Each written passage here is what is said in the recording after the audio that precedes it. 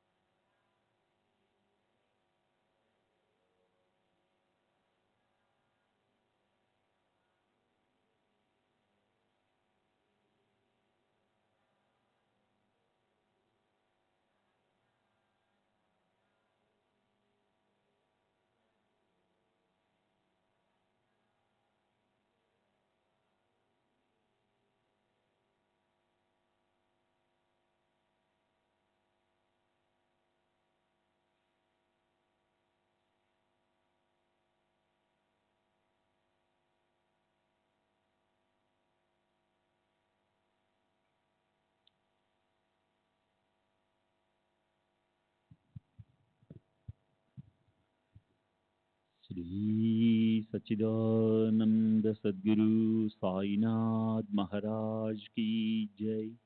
सद्गुरु श्री साईनाथ धुनि शरद बाबू जी की जय।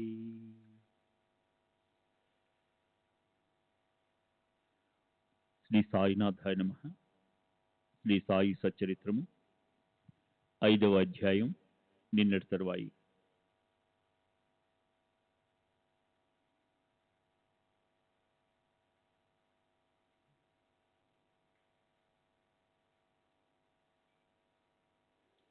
ఆ తరువాత సాయిబాబా దర్శనానికి జన సముదాయం గుంపులు గుంపులుగా రాసాగారు.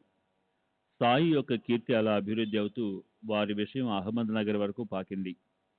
అక్కడి ప్రభుత్వ కార్యాలయానికి నానాసాహెబ్ తరచూ వస్తుండేవాడు. అక్కడే చిదంబర్ కేశవ్ ఆ జిల్లా కలెక్టర్ వద్ద కార్యదర్శిగా ఉండేవాడు. ఇతడు సాయి సముద్రుని దర్శనానికి భార్యాబిడ్డలను బంధుమిత్రులను వెంటబెట్టుకుని రమ్మని నానాకు ఉత్తరం రాశాడు. ఈ విధంగా షిరిడీకి ఒకరు వెనుక ఒకరు అనేకులు రాసాగారు. దాంతో బాబా యొక్క లౌకిక పరివారం కూడా పెరిగింది. సాయిబాబాకు ఎవరి సాంగత్యమూ అవసరం లేకపోయినా భక్త పరివారం రోజంతా వారి చుట్టూ మూగి ఉండేది. సూర్యుడు అస్తమించాక వారు షిరిడీలోని పాడుబడిన మసీదులో నిద్రించేవారు. శరీరం పైన పాదాల వరకు చేరాడే కఫ్నీని ధరించేవారు. తలకు తెల్లని వస్త్రం ఉండేది. వారి వద్ద ఎల్లప్పుడూ చిలిం, పొగాకు, రేకు డబ్బా, సటక కర్ర ఉండేవి. వారు ఉతికిన తెల్లని వస్త్రాన్ని తలకు చుట్టి ఎడమ చెవి వెనుక జటాజూటంలో ముడి వేసుకునేవారు. ఈ విధంగా దుస్తులను ధరించి 8 రోజులు కూడా స్నానం చేయకుండా ఉండేవారు. వారి పాదాలకు జోళ్లు గాని చెప్పులు గాని ఉండేవి కావు. ఒక గోనె పట్టాపైనే కూర్చునేవారు. ఆ గోనె ముక్కపైనే ఎల్లప్పుడూ కూర్చునేవారు. తలగడ ఎటువంటిదో వారు ఎరుగరు. ఉన్నదానితోనే వారు సంతృప్తిగా ఉండేవారు. ఆ పాత గోనె ముక్కే వారికి ప్రియమైన ఆసనం. వారు అదే చోట ఎల్లప్పుడూ కూర్చునేవారు. వారి నడుముకు కౌపీనం తప్ప కట్టుకోవడానికి వేరే వస్త్రాలేవి ఉండేవి కావు. చలి బాధకు ఒక దుని మాత్రమే ఉండేది. వారు మసీదులో దక్షిణాభిముఖులై కూర్చుని ఎదుట ఉన్న దునిని అవలోకిస్తూ తమ ఎడమ చేతిని కట్టడా పైన వేసి ఉంచేవారు. వారు వాసనా సహితంగా అహంకారాన్ని, నానావిధ వృత్తులను, ప్రపంచ ప్రవృత్తులను, యుక్తి ప్రయుక్తులను సమగ్రంగా దునిలో ఆహుతి చేశారు. ఆ ప్రజ్వలమైన అగ్నిగుండంలో జ్ఞానాభిమానమనే సమిధులను వ్రేల్చారు. వారి నోట ఎల్లప్పుడూ అల్లామాలిక్ అన్న ఉచ్చారణ ఉండేది. అలా వారి పతాకం ఎప్పుడూ ఎగురుతూ ఉండేది. ఆ మసీదైన ఎంత? మొత్తం స్థలమంతా 2 స్తంభాల మధ్య ఉన్నంత. అందులోనే బాబా కూర్చోవడం, లేవడం, పడుకోవడం, అందరినీ కలుసుకోవడం. వారికి గద్దె, ఆనుకోవడానికి తలకడ అవి ఇప్పుడొచ్చాయి. మొదట్లో వారి సమీపానికి వెళ్ళడానికి అందరికీ భయమే. క్రీస్తు శకం 1912వ సంవత్సరం నుండి మసీదులో క్రొత్త రకం మార్పు ప్రారంభమైంది. మసీదు నేలలో మోకాలి లోతులో గుంతలుండేవి. భావికులైన భక్తుల ద్వారా ఒక్క రాత్రిలో నేలను చదును చేసి బండలు పరచబడ్డాయి. మసీదులో నివసించడానికి రాకమునుపు బాబా తకియాలో చాలా కాలం హాయిగా ఉన్నారు. అక్కడ వారు తమ కాళ్లకు గజ్జెలు కట్టుకుని కంజరి తాళానికి అనుగుణంగా అతి సుందరంగా నృత్యం చేసేవారు. భక్తితో శ్రావ్యంగా పాడేవారు కూడా. మొదట్లో సాయి సమర్థులకు దీపోత్సవం అంటే చాలా ప్రీతి. అందుకోసం వారు స్వయంగా దుకాణదారుల వద్దకు వెళ్లి నూనెను అడిగేవారు. రేకు డబ్బా చేతబుచ్చుకుని నూనె వర్తకుల అంగళ్లకు స్వయంగా వెళ్లి నూనెను అడిగి తెచ్చి ప్రమిదలలో నింపేవారు. దేవాలయాలలోనూ మసీదులోనూ ప్రకాశవంతంగా దీపాలను వెలిగించేవారు. అలా కొన్ని రోజుల వరకు ఆగకుండా జరిగింది. దీపారాధనలో బాబాకు బహు ప్రేమ. దీపావళి వలె దీపోత్సవాన్ని చేసేవారు.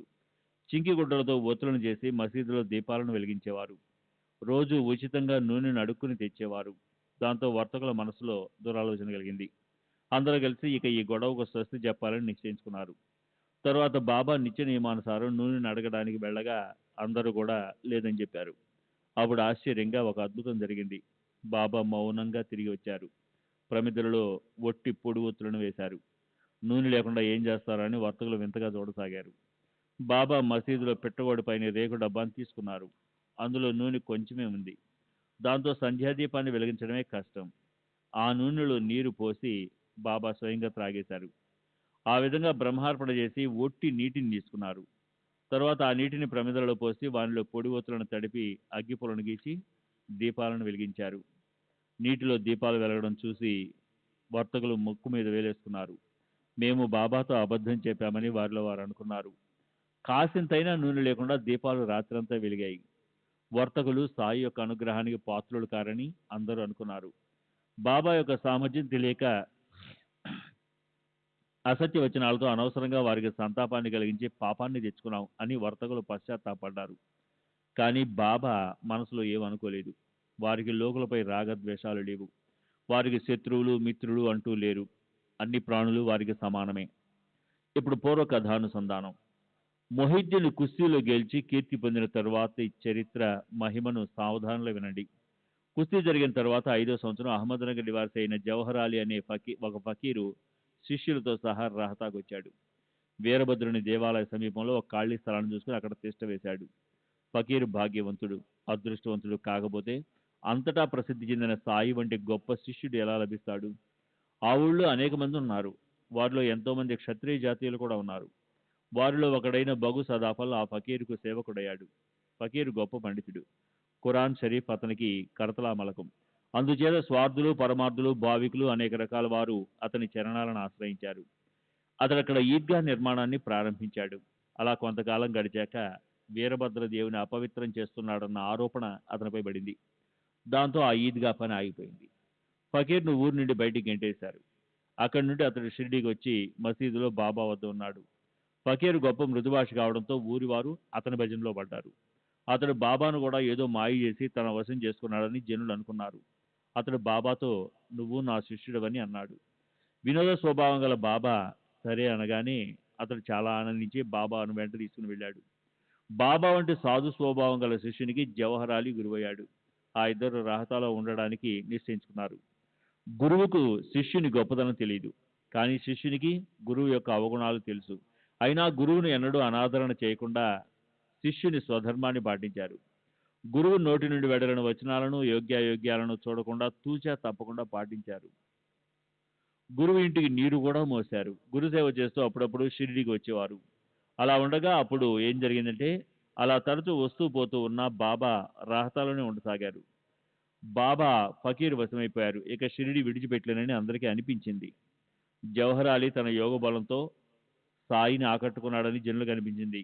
కానీ శరీరాభిమానాన్ని దహింపజేసిన సాయి యొక్క వైఖరే వేరు. సాయికి అభిమానం ఎక్కడదని శ్రోతలకు సందేహం కలుగుతుంది. కానీ వారి ఆచరణ లోక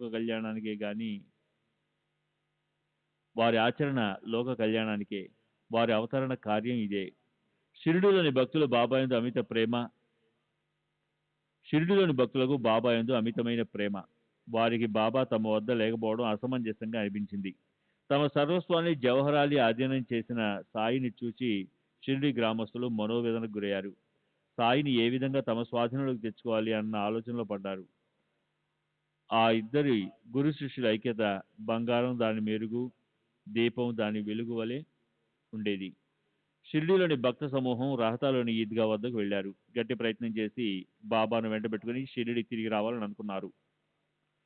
కానీ బాబా దానికి వ్యతిరేకంగా ఫకీర్ మహాకోపిష్టి, అతని జోలికి వెళ్ళకండి, అతను నన్ను అసలు విడిచిపెట్టాడు, మీరు ఇక్కడ నుండి పలాయనం చిత్తగించండి. ఇప్పుడు ఊళ్ళో నుండి వచ్చి మీ పని పడతాడు. అతని కోపం పరమ కఠినం, రాగాన్ని ఉగ్రుడై మండిపడతాడు. వెంటనే బయలుదేరి వెళ్ళి షిరిడి దారి పట్టడని చెప్పారు. ఇప్పుడు ఏమిటి కర్తవ్యం? బాబా ఇలా వ్యతిరేకంగా చెప్పారేమిటి అని అనుకోసాగారు. ఇంతలో అకస్మాత్తుగా ఫకీర్ వచ్చాడు. కుర్రవాడి కోసం వచ్చారా? ఇక్కడ ఏం మాట్లాడుకుంటున్నారు? షిరిడికి మరలా తీసుకువెళ్లాలనే ఉద్దేశంతో వచ్చారు కదూ, ఆ శ్రమ పడకండి అని మొదట అన్న గ్రామస్తుల ఒత్తిడికి మెత్తబడి కుర్రవాని వెంట నన్ను కూడా తీసుకుని వెళ్ళండి అని అన్నాడు. ఆ విధంగా ఫకీర్ కూడా బాబా వెంట వచ్చాడు. అతడు బాబాని విడిచిపెట్టాడు. బాబా కూడా అతనిని విడిచి ఉండరు. ఇది ఎలా సంభవమో అర్థం కాలేదు. సాయి పరబ్రహ్మమూర్తి. జవహర్ అలీ భ్రమలతో కూడిన గుమ్మడి పండు. దేవీదాస్ పరీక్షించగా షిరిడిలో అతని బండారం రద్దలైంది. దేవీదాసు సుందరమైన ఆకారంతో, తేజవంతమైన కళ్లతో, మనోహరమైన రూపం కలవాడు. 10-11 సంవత్సరాల వయసులో మొదటిసారిగా షిరిడి వచ్చాడు. ఆ లేత వయసులో అతని నడుముకు ఒక లంగోటి మాత్రమే ఉండేది. యాత్రికునిగా వచ్చి మారుతి ఆలయంలో దిగాడు. అప్పా బిల్లు, మహల్సాబతి అతని వద్దకు వచ్చిపోతుండేవారు. కాశీరాం మొదలగు వారు అతనికి స్వయంపాకానికి సరుకులు ఇచ్చేవారు. అలా అతని మహిమ పెరిగింది. బాబా పెళ్లి వార్త కలిసి షిరిడికి రావడానికి 12 ఏళ్ల ముందే దేవీదాస్ వచ్చి షిరిడిలో ఉండసాగాడు.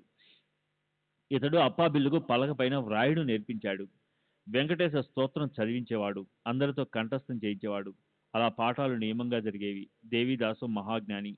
తాత్యాగోతే అతనిని గురువుగా ఎన్నుకున్నాడు. కాశీనాథ్ మొదలైన వారు అతనికి ముఖ్య శిష్యులై అతని చరణాలను ఆశ్రయించారు. అతని వద్దకు ఈ జవహర్ అలీ ఫకీర్ వచ్చాడు. శాస్త్రాలపై వాదోపవాదాలు జరిగాయి. విరాగి అయిన దేవీదాసు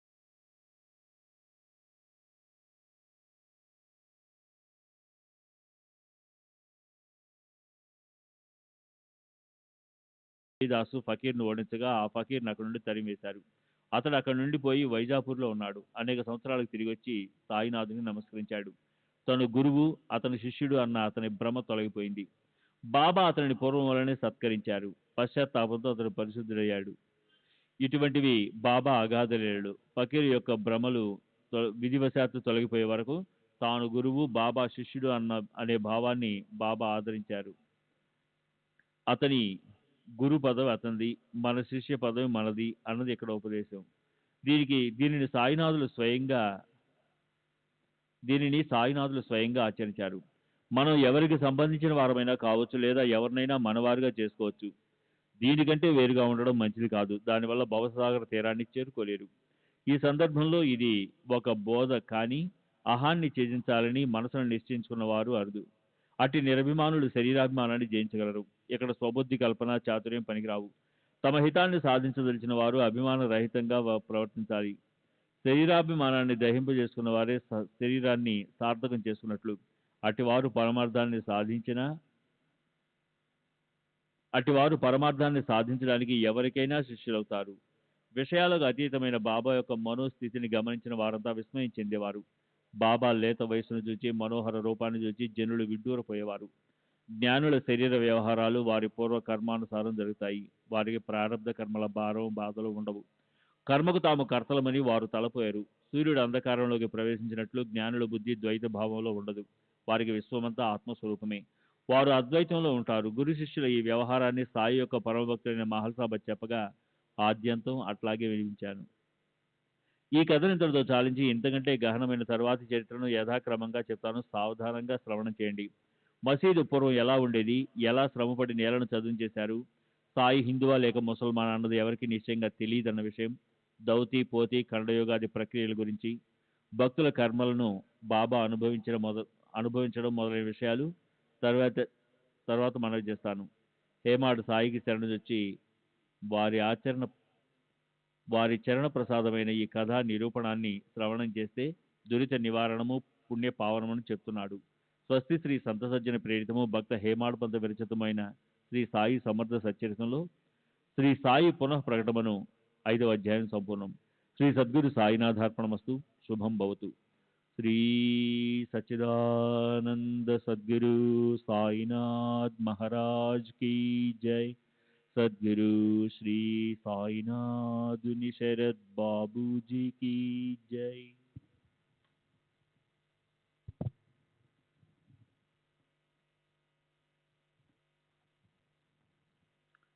శ్రీ సాయి సచ్చరిత్ర 6వ అధ్యాయము. శ్రీ గణేశాయ నమః. శ్రీ సర్వతాయ నమః. శ్రీ గురుభ్యో నమః. శ్రీ కులదేవతాయ నమః. శ్రీ సీతారామచంద్రాభ్యాయ నమః. శ్రీ సద్గురు సాయినాథాయ నమః.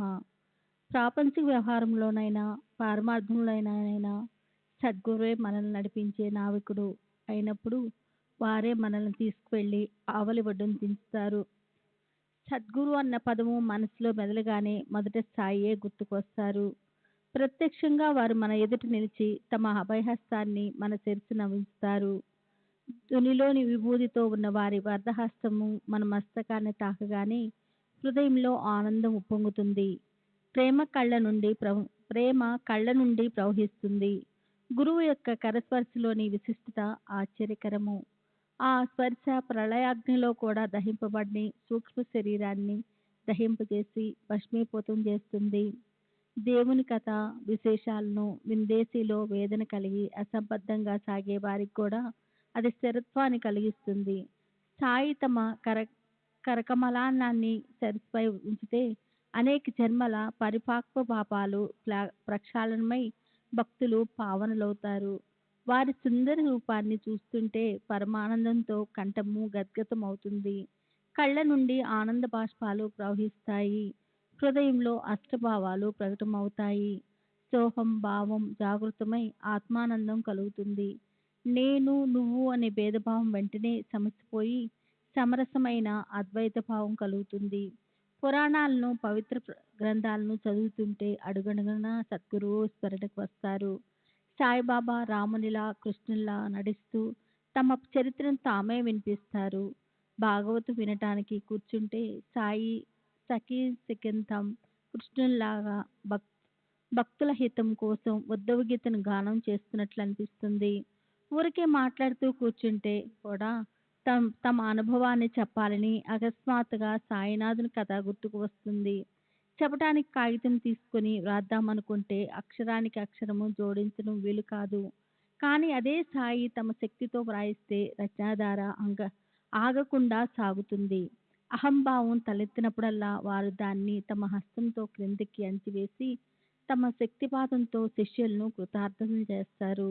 కాయ వాచ మనస సాయి సముద్రునికి సాష్టాంగం పడితే కోరుకోకుండానే ధర్మార్థ కామ మోక్షాలు తమంతట తామే హస్తగతమవుతాయి.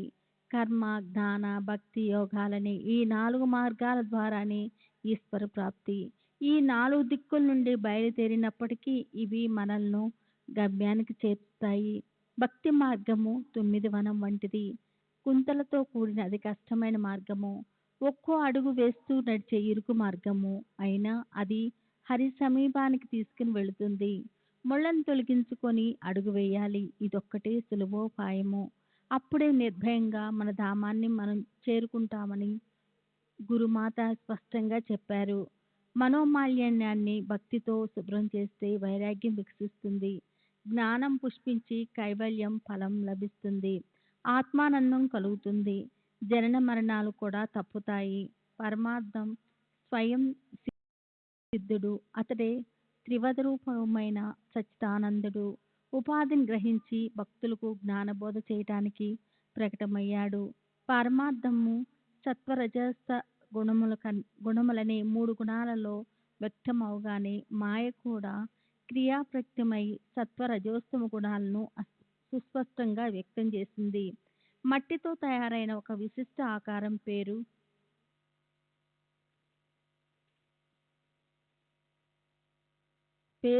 కుండ. అది బద్దలవుతే నామరూప వికారాలు పోతాయి. ఈ అఖిల జగత్తు మాయ నుండి వచ్చింది. జగత్తు మాయ కార్య కారణ భావం కలిగి ఉంటాయి. వాస్తవానికి మాయే సాకారమై ప్రత్యక్షంగా జగత్ రూపంలో ఉద్భవించింది. ఈ జగత్తుకు మునుపు మాయ బయటికి వ్యక్తం కాని స్థితిలో పరమాత్మలో విలీనమై అవ్యక్తంగా ఉండేది. అంటే అది వ్యక్తమైనప్పుడు పరమాత్మ రూపం, అవ్యక్తంగా ఉన్న పరమాత్మ రూపమే. ఈ విధంగా ఈ మాయ పరమాత్మకు ప్రతిరూపం, పరమాత్మకు అభేదం. ఈ మాయ తమోగుణం నుండి చలనం లేని నిర్జీవ జడ పదార్థాన్ని నిర్మించింది. ఇది ఆమె మొదటి క్రియ.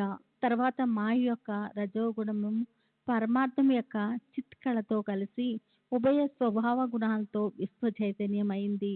అటు తర్వాత మాయ యొక్క సత్వగుణం బుద్ధి తత్వాన్ని నిర్మించింది. ఇందులో పరమాత్మ యొక్క ఆనంద గుణము మిళితమవగా అక్కడితో ఆ లీల సంపూర్ణమైంది.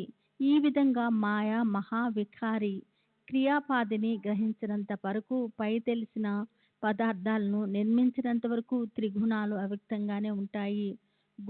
గుణానురూపమైన క్రియను చేపట్టినంత వరకు మాయ వ్యక్తం కాదు. అంటే ఏ క్రియ చేయక అక్రియగా ఉన్నంత వరకు అది అవ్యక్తంగానే ఉంటుంది. మాయ పరమాత్మ కార్యమైతే ఈ జగత్తు మాయ యొక్క కార్యము. సర్వం కలితం బ్రహ్మం. దృశ్య జగత్తు అంతా బ్రహ్మమే అన్న ఈ తత్వము బ్రహ్మ, మాయ మరియు జగత్తు ఈ మూడింటి యొక్క ఐక్యతను తెలుపుతుంది. ఈ మూడు ఒకటి అన్న అభేదాన్ని నిశ్చయంగా అనుభవపూర్వకంగా పొందాలని కోరుకునేవారు వేదశాస్త్రాలను అధ్యయనం చేయాలి. సారా విచార శక్తి వేదశాస్త్రాలు, శృతులు, స్మృతులకు గురువచనాలు, వేదాంత వాక్యాలు అనుభవం పరమానంద ప్రాప్తిని కలిగిస్తాయి.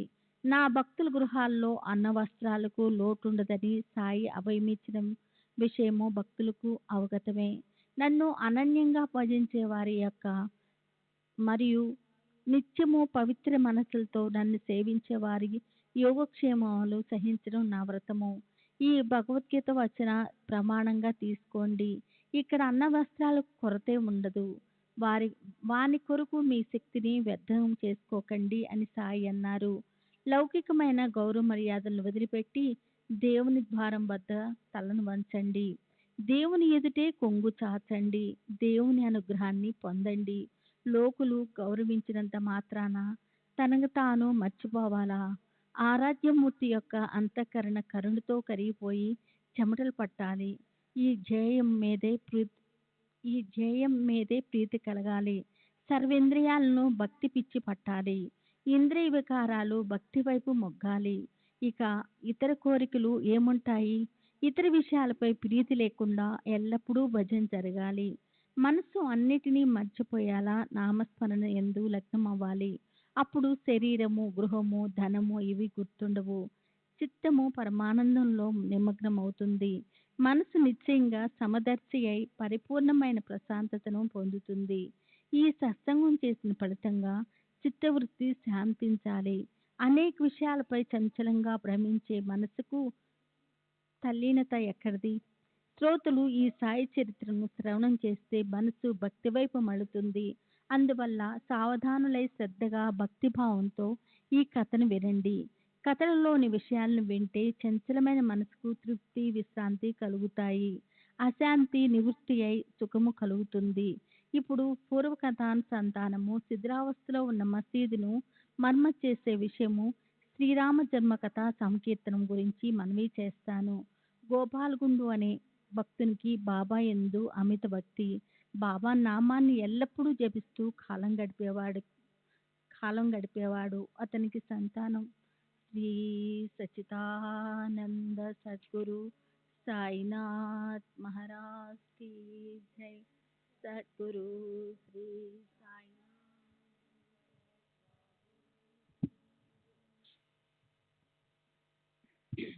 శ్రీ సచ్చిదానంద సద్గురు సాయినాథ్ మహారాజ్ की जय. సద్గురు శ్రీ సాయినాథుని శరత్ బాబూజీ की जय. తరువాత సాయి అనుగ్రహంతో పుత్రరత్నం కలిగి సంతుష్టుడయ్యాడు. సిడి గ్రామంలో ప్రతి సంవత్సరం ఒక జాతర లేక ఒక ఉరుసును ఏర్పాటు చేయాలని, అది అందరికీ ఉత్సాహకరంగా ఉంటుందని గోపాలగుండుకు సంకల్పం కలిగింది. ఈ విషయం తాత్యా కోతే, దాదా కోతే, మాధవరావాది ప్రముఖులందరికీ సమ్మతమై దాని కొరకు అన్ని ఏర్పాట్లను చేయసాగారు. ఇలాంటి వార్షిక ఉత్సవానికి ముందుగా జిల్లా అధికారి యొక్క అనుమతిని పొందడం ఆవశ్యకమైన నియమం. అందుకొరకు ప్రయత్నించగా ఊళ్ళోని ఒక కులకర్ణి కుసిత బుద్ధితో అడ్డు తగిలి వ్యతిరేకించడం వలన కార్యంలో విఘ్నం ఎదురైంది. అలా కులకర్ణి అడ్డుపడిన పరిణామంగా షిరిడీలో జాతర జరగడానికి వీల్లేదని జిల్లా అధికారి ఆజ్ఞ జారీ అయ్యింది. కానీ షిరిడీలో ఈ జాతర జరపాలని బాబా సంకల్పం కావడం వలన వారి ఆశీర్వాదం, వారి పూర్తి అనుమతి లభించాయి. గ్రామస్తులు మరలా గట్టిగా ప్రయత్నించగా అధికారులు తమ ఆజ్ఞను మార్చి అందరి కోరికను మన్నించారు. అప్పటి నుండి బాబా సమ్మతితో రామనవమికి ఉత్సవం నిశ్చయమైంది. దాని ఏర్పాట్లన్నీ తాత్యా కోతే చూసేవాడు. ఉత్సవానికి జనం అమితంగా వచ్చేవారు.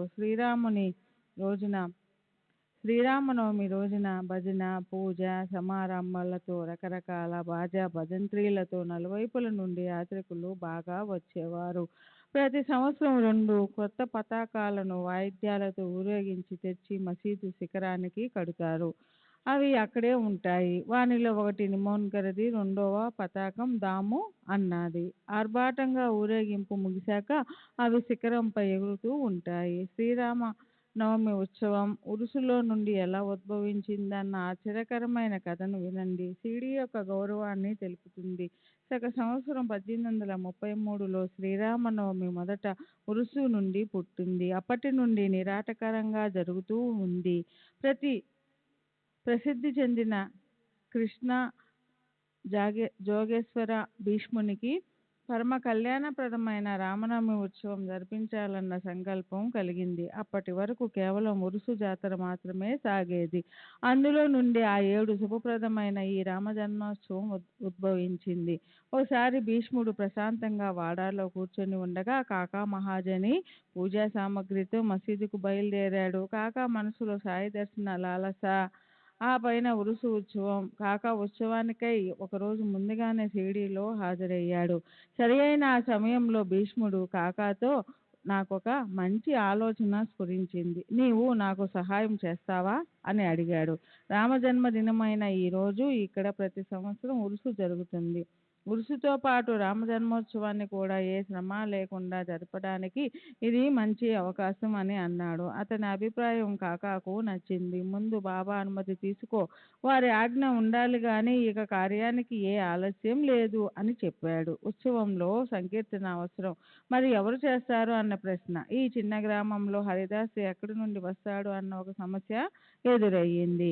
భీష్ముడు నేను సంకీర్తన చేస్తాను, నీవు హార్మోనియంతో శృతి కలుపు. రాధాకృష్ణబాయి ప్రసాదానికి సొంటిపొడి తయారు చేస్తుంది. పద బాబా వద్దకు పోదాం. శుభకార్యంలో ఆలస్యం కష్టకారకం. శుభానికి శీఘ్రత్వాన్ని జోడిస్తే ఆ కార్యాన్ని తప్పక సాధించవచ్చు. మనం వెళ్ళి బాబాను సంకీర్తన చేయడానికి అనుమతిని కోరుదామని అంటూ ఆ ఉభయులు మసీదుకు వెళ్ళారు. కాకా బాబా పూజను ఆరంభించగా బాబాయే అతనిని వాడాలో ఏం జరుగుతుంది అని ప్రశ్నించారు. కాకాకు ఏం అర్థం కాలేదు. వెంటనే బాబా అదే ప్రశ్నను వేరు విధంగా వేశారు.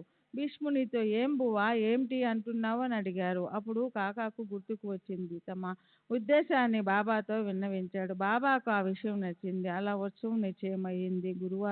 మరునాడు ఉదయం బాబా లెండికి వెళ్ళడం చూసి సభా మండపంలో ఉయ్యలను కట్టి సంకీర్తనకు సిద్ధమయ్యారు. తర్వాత ఆ సమయానికి శ్రోతలు గుమికూడారు. బాబా తిరిగి వచ్చారు. భీష్ముడు లేచాడు. కాకా వచ్చి హార్మోనియం ముందు కూర్చున్నాడు. ఇంతలో బాబా అతనిని రమ్మని కబురు పంపారు. బాబా నిన్ను రమ్మంటున్నారు అన్న కబురు విని కాకా మనసు మూగపోయింది. ఏం జరుగుతుందో తెలియలేదు. కథలో రసభంగం వాటిల్లకూడదు. బాబా యొక్క పిలుపు కాకాను కలవరపరిచింది. బాబాకు కోపం వచ్చిందా? సంకీర్తన నిర్విఘ్నంగా జరుగుతుందా అని అనుకుంటూ కాక అడుగు ముందుకు వేస్తూ వెనుకకు చూస్తూ భయంగా నడుస్తూ మెల్లమెల్లగా మెట్లు ఎక్కాడు. కానీ ఆలోచనలో పడ్డాడు. అతనిని బాబా ఎందుకు ఇక్కడ ఉయ్యాలను కట్టారని అడిగారు. కథా సంకీర్తన కోసమని విని బాబా ఆనందించారు. అక్కడే సమీపంలో ఉన్న నింబారు వద్ద నుండి అందమైన ఒక మాలను తీసి కాకా మెడలో వేసి ఇంకో మాలను భీష్ముని కోసం ఇచ్చారు. శ్రీ సచ్చిదానంద సద్గురు సాయినాథ్ మహారాజ్ की जय। सद्गुरु श्री साईनाथुनि शरद बाबू जी की जय।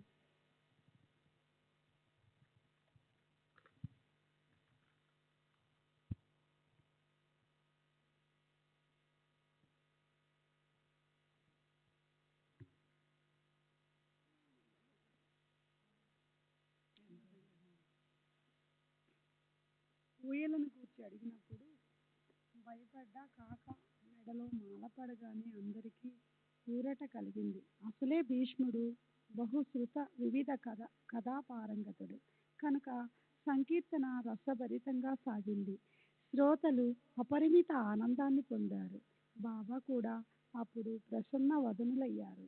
వారి అనుమతిని ప్రసాదించినట్లే ఉత్సవాన్ని భజన సంకీర్తన సమేతంగా చేయించుకున్నారు. రాముని జన్మ సమయమందు బాబా కళ్ళల్లో గులాల్ పడగా కౌసల్య మందిరంలో శ్రీరామునికి బదులుగా బాబా నరసింహ స్వామిలా ప్రకటమయ్యారు. గులాల్ కేవలం సాకు.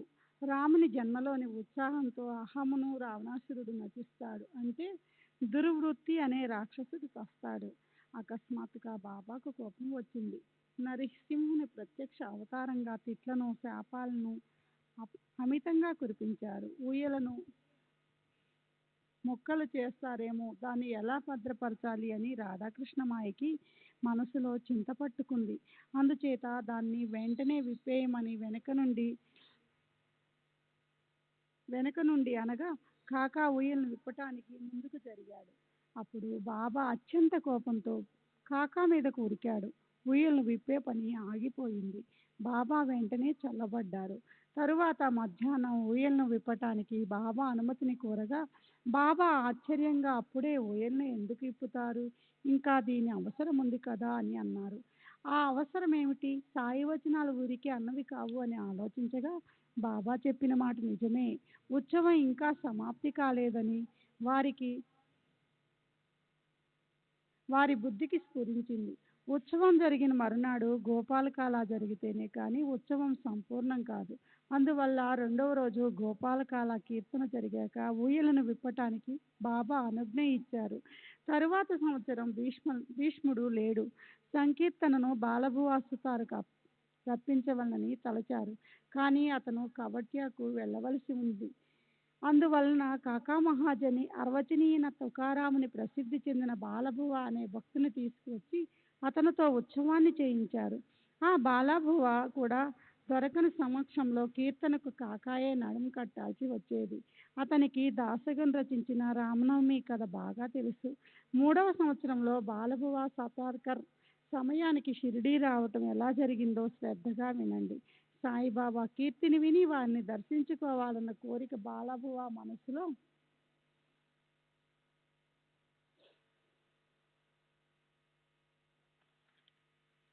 కలిగింది. కానీ తనకు ఎవరు తోడు దొరుకుతారా అని అతని ఆలోచన.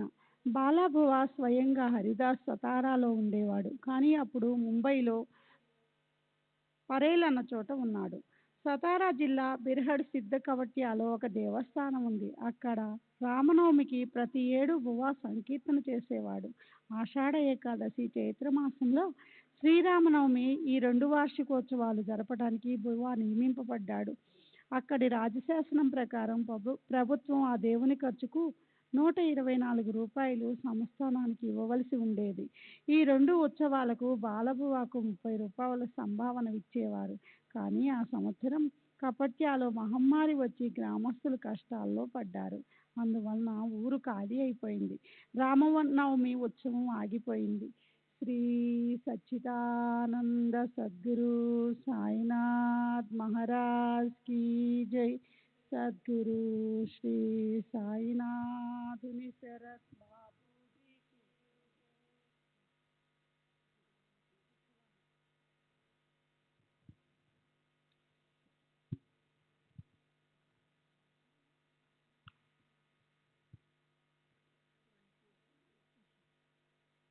దాంతో ఉత్సవానికి ఆ మరు సంవత్సరం రమ్మని బువ్వాకు ఉత్తరం వచ్చింది. సారాంశం: రాముని సేవా భాగ్యం తప్పిపోయింది. సంభావన కూడా ఆగిపోయింది. అలా అతనికి షిరిడీ వెళ్ళడానికి అవకాశం లభించింది. వెంటనే వెళ్ళి దీక్షితుని కలుసుకున్నాడు. బాబా యొక్క పరమ భక్తుడైన దీక్షితు తలుచుకుంటే షిరిడీ వెళ్ళాలన్న అతని కోరికను తీర్చగలడు. స్వార్థం పరమార్థం సాధించుకోవచ్చు అని తలచి అతడు దీక్షితుతో ఈ 7 వార్షికోత్సవం ఆగిపోయింది. అందువల్ల బాబా దర్శనం చేసుకుని అక్కడ సంకీర్తన కూడా చేయాలని ఉంది అని చెప్పాడు. షిరిడీ నుండి వచ్చిన మహాజని బాబూసాహెబ్ దీక్షితు అతనితో మీకు సంభావన ఇవ్వకపోవడం బాబా ఇష్టం. దాని గురించి మేము నిశ్చయంగా చెప్పలేం. కానీ మీరు కీర్తన చేయడం సమ్మతమే అని చెప్పారు. ఇలా సంభాషణ జరుగుతూ ఉండగా అక్కడికి కాకా మహాజని అకస్మాత్తుగా వచ్చి శుభశకునముల షిరిడీ ప్రసాదాన్ని విభూతిని పంచాడు. అప్పుడే షిరిడీ నుండి వచ్చిన కాకా మహాజని క్షేమ సమాచారాలను తెలుసుకుని తన ఇంటికి వెళ్ళిపోయాడు. తరువాత దీక్షితు బువ్వాతో ప్రేమగా బాబాను అడిగి తెలుసుకుని, వారు సమ్మతిస్తే మీకు తప్పక కబురు పెడతాను. నా ఉత్తరం అందగానే మీరు షిరిడీకి రండి. దారి ఖర్చులకు ఏం భయపడకండి. దానికోసం మీరేం కష్టపడకుండా నిశ్చింతగా ఉండండి అని చెప్పాడు. తర్వాత దీక్షితు షిరిడీకి వెళ్ళాడు. బాబా అనుమతిని ఇచ్చారు. బాలాబువ్వా షిరిడీకి వచ్చి మనసారా సాయిబాబా దర్శనం చేసుకున్నాడు. అలా సాయిబాబా రామనవమి ఉత్సవ వైభవాన్ని అందరి సమక్షంలో విశేషమైన ప్రేమతో బాలాబువ్వాతో చేయించారు. తన కోరిక ఫలించినందుకు బాలాబువ్వా సంతుష్టుడయ్యాడు. సాయిబాబా కూడా ప్రసన్నులయ్యారు. అందరి మనోభీష్టం నెరవేరింది. బువ్వాకు రూ. 150 సంభావన కూడా ఇవ్వడానికి బాబా ఆజ్ఞ కాగా అతడు అపరిమితానందాన్ని పొందాడు. కవట్యాలో 5 సంవత్సరాలకు లభించే సంభావన బాబా ఒకే ఉత్సవంలో ఇస్తే మరి బువ్వా ఎందుకు ఆనందించడు? బాబాకు ఎంతో కృతజ్ఞుడయ్యాడు. తరువాత ఒకరోజు దాసగను షిరిడీకి రాగా ప్రతి సంవత్సరం రామనవమి ఉత్సవాన్ని జరిపించే బాధ్యతను బాబా అనుమతితో అతనికి అప్పగించారు. అప్పటి నుండి ఇప్పటి వరకు ఈ జన్మోత్సవం అతి వైభవంగా ఆర్భాటంగా జరుగుతుంది. పీకల వరకు తినేలా అన్న సంతర్పణ, పేద పిల్లలకు మహదానందం. సమాధి మందిరం యొక్క మహాద్వారం వద్ద మంగళవాద్యాలతో మేళతాళాలతో ఆనందంగా సాయి నామఘోష అంబరాన్ని తాకుతూ ఉంటుంది. గోపాలగుండుకు ఉత్సవం జరపాలన్న సంకల్పం కలిగినట్లే శిథిలమైన మసీదును అందంగా రూపొందించాలని స్ఫురించింది. మసీదును తాను బాగుపరచాలని నిర్ధారించుకొని దానికై రాళ్లను సిద్ధపరిచాడు. కానీ ఈ జీర్ణోద్ధరణ యోగం అతని భాగ్యంలో లేదు కాబోలు. ఈ విశిష్టమైన కార్యం బాబా మనసుకు నచ్చినట్లుగా సిద్ధించింది. ఈ కార్యాన్ని నానాసాహెబ్ చందోర్కర్తో చేయించాలని, ఆ తర్వాత మసీదు నేలను కాకా దీక్షితు ద్వారా మరమ్మత్తు చేయించాలని బాబా మనసులో ఉండి ఉంటుంది. అది అట్లాగే జరిగింది. బాబా ఆజ్ఞను అడిగి అడిగి అందరూ అలిసిపోయి మహల్సాపతిని మధ్యస్థం చేసుకోగా అప్పుడు బాబా తమ అనుమతిని ఇచ్చారు. మసీదు నేలను ఒక రాత్రిలోనే బాగు చేశారు. ఆ మరునాడే బాబా గద్దెపై కూర్చున్నారు. క్రీస్తు శకం 1911 సంవత్సరంలో సభా మండపం తయారయ్యింది. దానికోసం ప్రచండ ప్రయత్నం చేసి ఎంతో ప్రయాసపడ్డారు. అది అందరికీ వణుకు పుట్టించింది. ఇదే విధంగా భక్తులు శ్రమపడి ఆ పనిని ఒకే రాత్రిలో పూర్తి చేశారు. రాత్రి ప్రయాసతో స్తంభాలను పాతటం, వానిని బాబా ఉదయం ఊడబెరకటం, భక్తులు అదను చూసుకొని మరలా గట్టిగా పాతటం, ఈ విధంగా ఎంతో శ్రమపడ్డారు. అంతా నడుం బిగించి రాత్రిని పగలుగా మార్చి తమ కోరికను తీర్చుకోవడానికి చాలా కష్టాలను సహించారు. మొదట మసీదులో ఖాళీ స్థలం కొద్దిగానే ఉండేది. దానిని యోగ్యమైన సభా మండపంలా తయారు చేయాలన్న సంకల్పం దీక్షితుకు కలిగింది. దానికి కావలసినంత డబ్బు ఖర్చు చేసి ఇనుప దూలాలను తెప్పించి బాబా శయనించడానికి చావడికి వెళ్ళినప్పుడు ఆ కార్యాన్ని సాధించాడు. భక్తులు రాత్రిని పగలుగా చేసి కష్టపడి దూలాలను పాతటం, బాబా చావడి నుండి రాగానే వానిని ఓడదీయడం. ఒకసారి బాబా అత్యంత కోపంతో ఒక చేత్తో తాత్య మెడను పట్టుకొని రెండవ చేత్తో ఒక స్తంభాన్ని కదిపి ఓడ పెరకాలని చూశారు. స్తంభాన్ని బాగా కదిలించి వదులు చేశారు. తాత్య తలపైని పాగా లాగేసి పుల్లగీసి దానికి నిప్పంటించి కోపంగా గుంతలో పడేశారు. ఆ సమయంలో వారి కళ్ళు అగ్నిగోళాల వలె కనిపించేసరికి అందరి ధైర్యం సడలిపోయింది. వారి ముఖం వైపు ఎవరు చూడగలరు?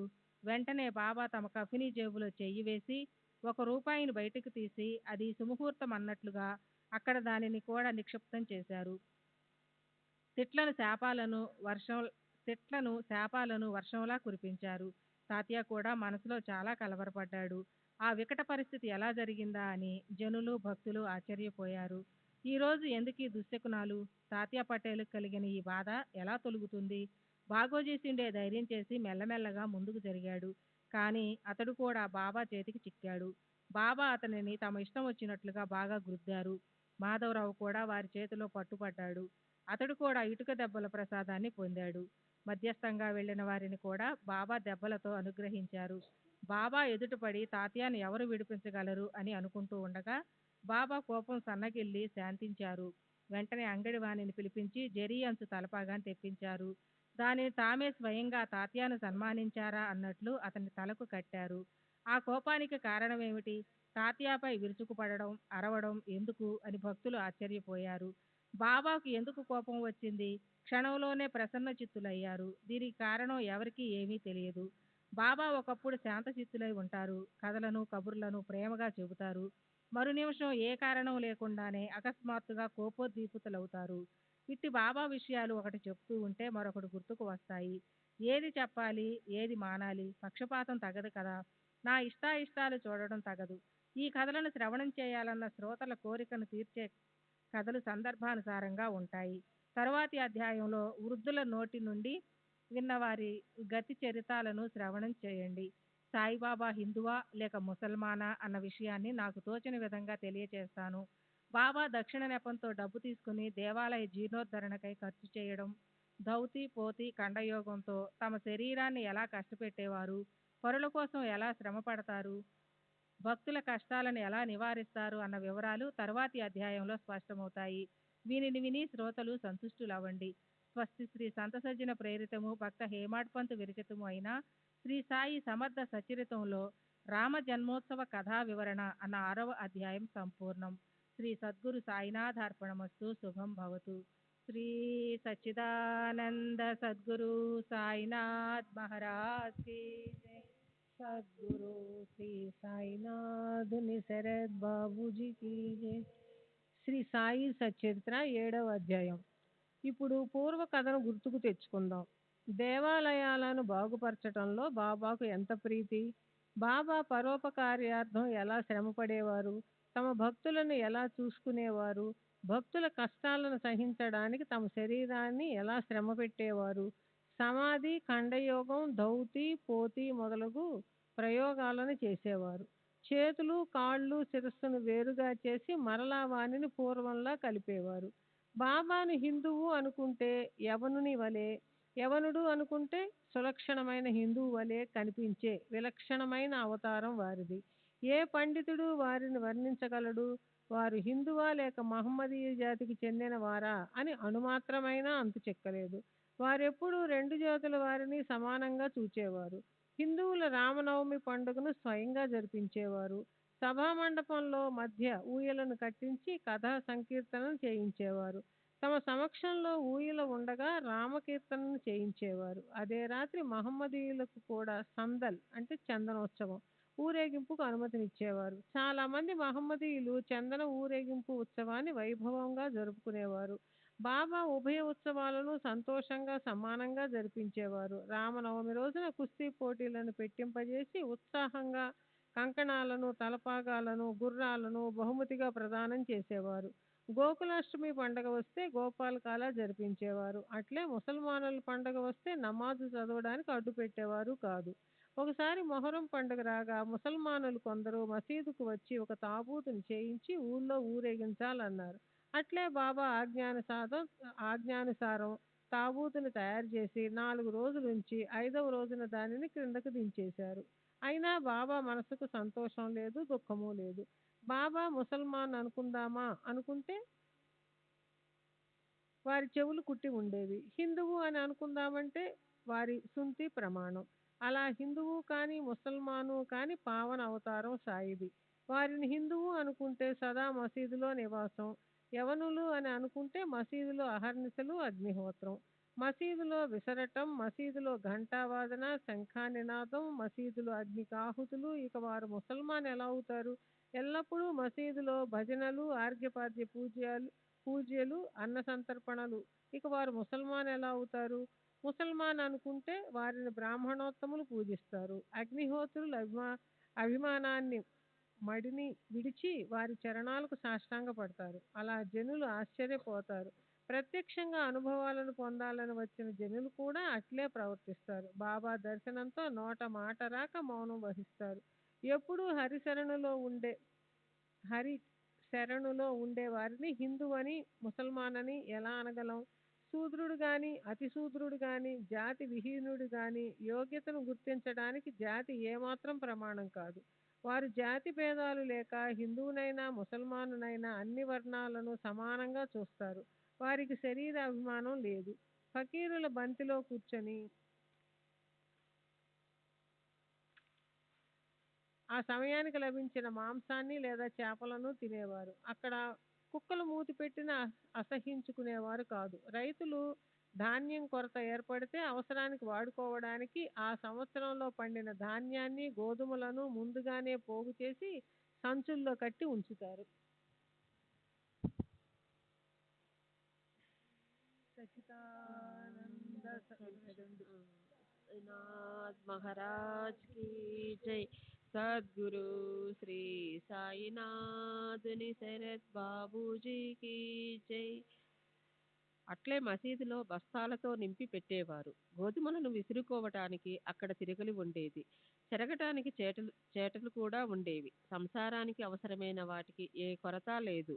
సభామండపంలో శోభాయమానంగా అందమైన తులసి బృందావనం, అక్కడే లక్షణమైన ఒక చెక్క రథం ఉండేవి. ఏదో పుణ్య సంచితం వల్ల ఈ మంచి వస్తువులకు ఇక్కడ పరమేశ్వరునితో కలయిక ఏర్పడింది. ఇటువంటి సంగ్రహాన్ని హృదయ పేటికలో సేకరించి పెడితే ఆ మరణాంతం ఏ లోటు కనిపించదు. ఏదో పూర్వార్జిత సౌభాగ్యం వలన బాబా పాదాల వద్ద ఆశ్రయం లభించి మనసుకు శాంతి, ప్రపంచిక వ్యవహారాల్లో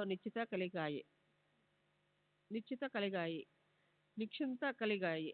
తరువాత ఎంత సుఖాన్ని సంపాదించినా ఈ సుఖం మరలా రాదు. శ్రీ సాయి సమర్థుని సమాగమంలో లభించిన ఆనందాన్ని అనుభవించి నేను ధన్యుణ్ణయ్యాను. పరిపూర్ణ నిశ్చలత్వానికి, ఆత్మానందానికి నిలయం సాయి. వారి విశిష్టతను నేను ఎలా వర్ణించను?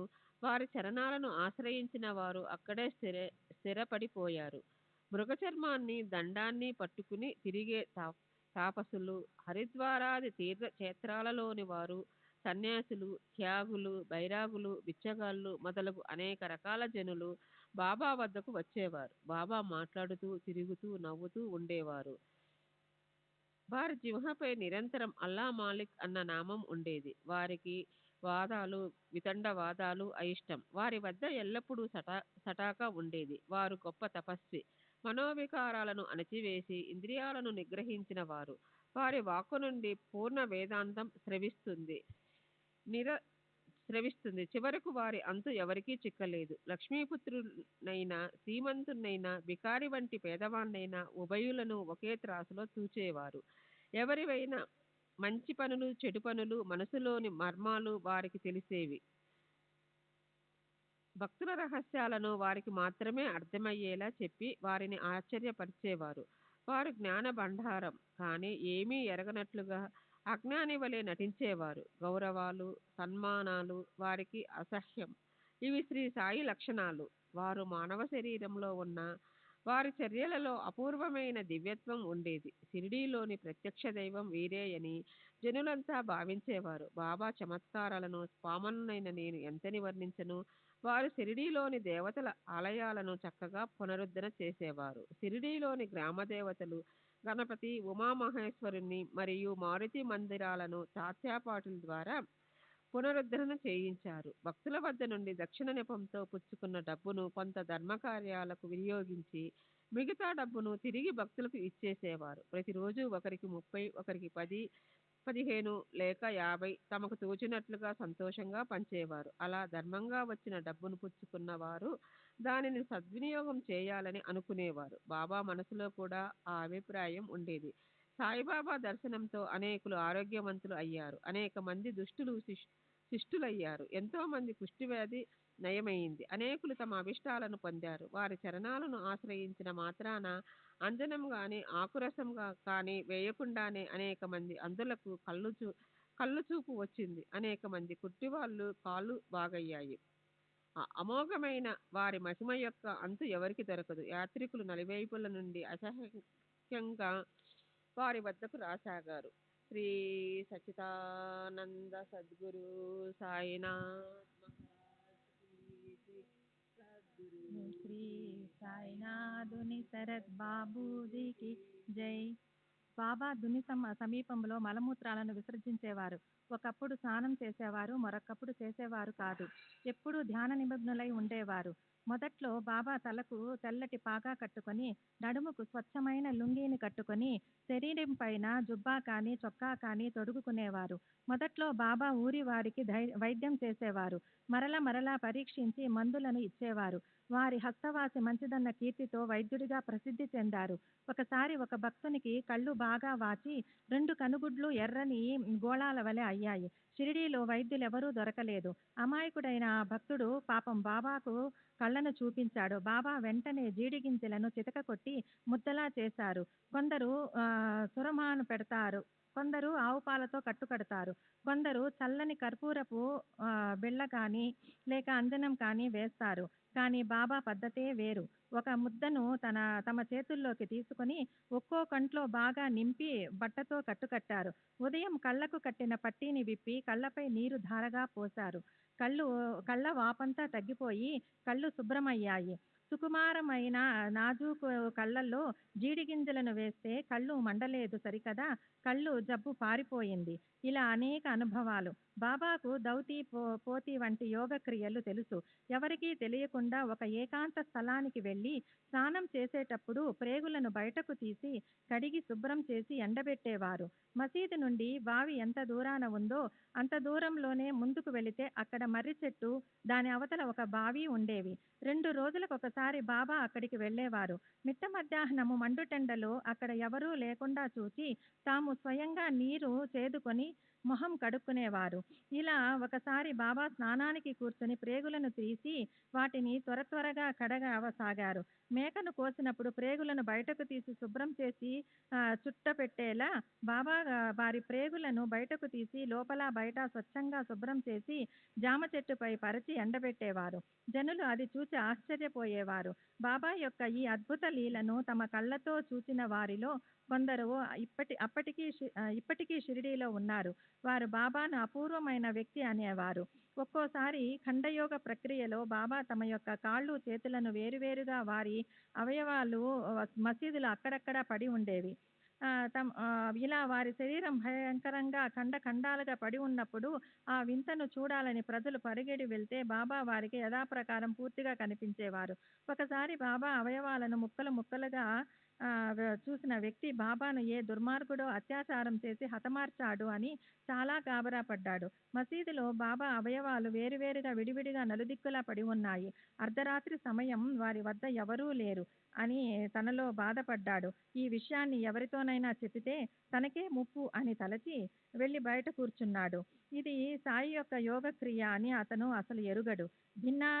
చిన్నాభిన్నంగా పడి ఉన్న బాబా శరీరాన్ని చూసి అతని హృదయం దడదడలాడింది.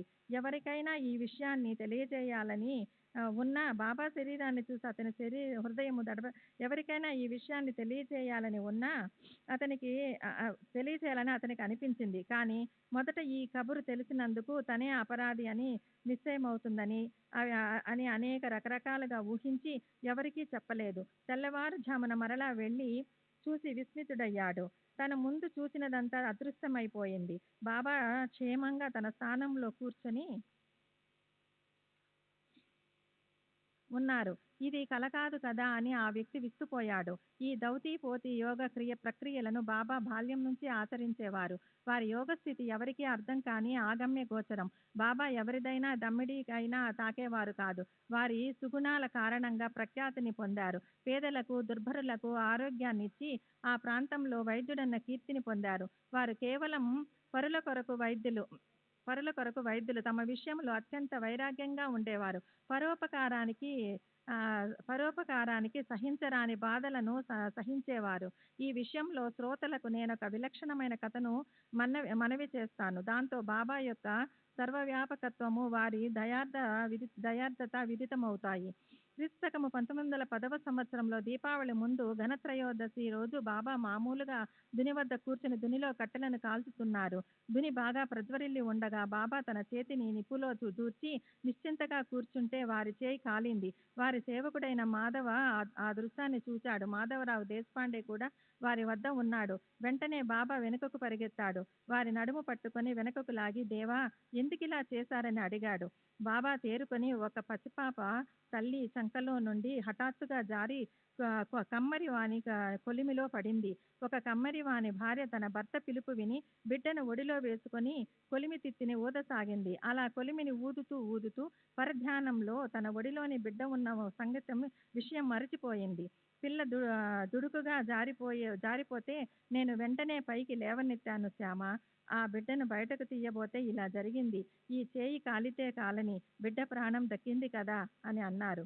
ఇక చేతిని బాధను చేయడానికి ఏమిటి మార్గం అని ఆలోచించిన మాధవరావు నానా చందోర్కర్కు ఉత్తరం రాయాలని నిశ్చయించుకొని సవిస్తరంగా ఉత్తరం రాశాడు. నానా వెంటనే పరమానంద్ అనే ప్రసిద్ధ డాక్టర్ను వెంట పెట్టుకుని షిరిడీ వచ్చారు. కాలిన గాయాన్ని తగ్గించడానికి డాక్టర్ను అవసరమైన అనేక రకాల ఔషధాలను తీసుకొని నానా సాయి చరణాల వద్దకు వచ్చాడు. బాబాకు పాదాభిషేకం చేసి పాదాభివందనం చేసి కుశల సమాచారాలను తెలుసుకొని తాను వచ్చిన పనిని తెలిపి బాబా యొక్క చేతిని చూపించమని ప్రార్థించాడు. చేయి కాలినప్పటి నుంచి బాగోజీ షిండే చేతికి నేయి రాసి ప్రతిరోజు ఆకులు చేసి గట్టిగా కట్టేవాడు. ఆ కట్టు విప్పి పరమానందుకు చూపించి ఔషధోపచారాలను చేస్తే బాగా నయమవుతుందన్న కోరికతో నానా బాబాను ఎంతో ప్రార్థించాడు. కట్టు విప్పి చూడాలని పరమానంద్ కూడా ప్రయత్నం చేశాడు. కానీ బాబా ఇవాళ రేపు అంటూ నా వైద్యుడు అల్లా అని చెప్పుతూ తమ చేతిని అసలు చూడనివ్వలేదు. వారికి ఏ బాధ లేదు. పరమానంద్ తెచ్చిన మందులకు షిరిడీ గాలి కూడా సోకలేదు. కానీ అతనికి సాయి సందర్శన భాగ్యం లభించింది. రోజు బాగోజీయే సేవ చేసేవాడు. బాగోజీయే చేతిని మర్దించేవాడు. దాంతో కాలిన చేయి నయమై అందరికీ సంతోషం కలిగింది. ఈ విధముగా బాబా చేతి గాయము నయమైన తరువాత కూడా ఏ కారణం చేతినో వారికి ఏ బాధ లేకపోయినా తెల్లవారగానే రోజు కట్టు విప్పే కార్యక్రమము, వారి చేతికి ఏ నొప్పి లేకపోయినా నిష్కారణంగా నిత్యం వారి చేతికి నేతి మర్దన సేవ చేయటము బాబా సమాధి వరకు జరిగింది. బాగోజీ యొక్క ఈ సేవా ఉపచారము సాయి సిద్ధునకు అవసరమై ఉండలేదు. కానీ భక్తుల శ్రేయస్సుపై ప్రీతి కల బాబా బాగోజీకి నిత్యం ఆ సేవా భాగ్యాన్ని ప్రసాదించారు. పూర్వజన్మ మహాపాపం వలన బాగోజీకి కుష్ఠవ్యాధి బాధ ప్రాప్తించింది. అయినా అతని భాగ్య విశేషం వలన సాయి సహవాసం లభించింది. బాబా లెండికి వెళ్ళేటప్పుడు బాగోజీ వారికి గొడుగు పట్టుకునేవారు. శరీరంలోని పుళ్ళు, చీము, రక్తంతో నిండి ఉన్న అతడు బాబా యొక్క పరిచారకులలో ప్రథముడు. ప్రతిరోజు ఉదయము బాబా దుని సమీపంలో స్తంభం వద్ద విశ్రామంగా కూర్చున్నప్పుడు బాగోజీ సేవకు హాజరయ్యేవాడు. బాబా కాళ్లకు చేతులకు ఉన్న కట్టులను విప్పి అక్కడి నరాలను చేతితో బాగా మర్దన సేవ చేసేవాడు. బాగోజీ షిండే పూర్వజన్మలో మహా పాపిష్టివాడు. అతని ఈ శరీరమంతా మహావ్యాధి అయిన కుష్ఠరోగం వ్యాపించింది. అయినా అతడు బాబా భక్తులలో శ్రేష్ఠుడు. కుష్ఠవ్యాధి వలన బాగోజీ వ్రేళ్లు పోయినాయి. అన్ని అవయవాలలో నుండి భరింపరాని చెడు వాసన వస్తూ ఉండేది. అతడు ఇలాంటి దౌర్భాగ్యంలో ఉన్నా కూడా ఉత్కృష్టమైన బాబా యొక్క సేవా భాగ్యాన్ని పొందాడు. బాబా యొక్క అగాధ లీలలు ఎన్ని అని వర్ణించను. ఒక శ్రీ సచ్చిదానంద సద్గురు సాయినాథ్ మహారాజ్ కి జై. శ్రీ సద్గురు శ్రీ సాయినాథుని శరత్ బాబూజీకి జై.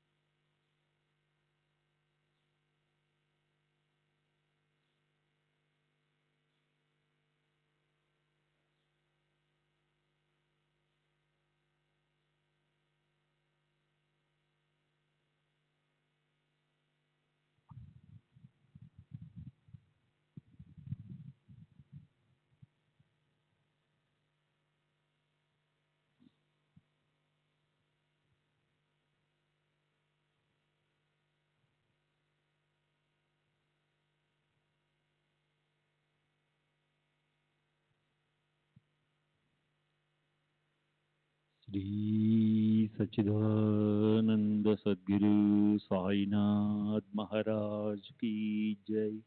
सद्गुरु श्री साईनाथ शरद बाबूजी की जय. साई रहम नजर करना, बच्चों का पालन करना. साई रहम नजर करना, बच्चों का पालन करना. जाना तुमने जगत पसार, सब ही झूठ जमाना. जाना तुमने जगत पसार, सब ही झूठ जमाना. साई रहम नजर करना, बच्चों का पालन करना. साई रहम नजर करना, बच्चों का पालन करना. मैं अंधा हूँ बंदा आपका, मुझसे पद दिखलाना. मैं अंधा हूँ बंदा आपका, मुझसे पद दिखलाना.